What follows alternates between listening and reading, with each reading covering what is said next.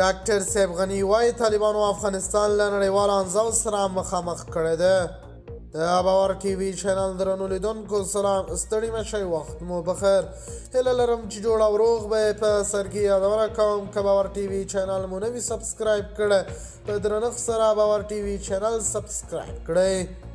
د افغانستان مخکینی ولسمشر محمد اشرف غني وایي د طالبانو حکومت افغانستان له نړیوالو انزاو سره مخامخ کړی دی.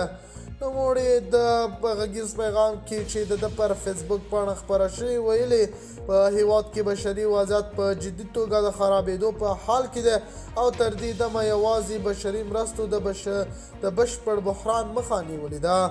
ښاغلي غني د ملګرو ملتونو په ادارو کې د ښځو د کار پر بندیز هم نیوکې کړي دي او دا یې په عملي توګه له ټولنیز او اقتصادي ژوند څخه د میرمنو د ایستلو بهیر یاد کړی دی.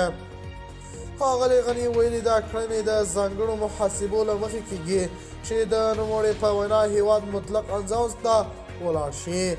ښاغلي غني دغه څرګندونې په داسې حال کې کړي چې تر دې مهاله هیڅ یو هیواد د طالبانو حکومت په رسمیت نه دی پېژندلی او په ګڼو نړیوالو ناستو کې د افغانستان په استازولۍ څوک نه وربلل کېږي.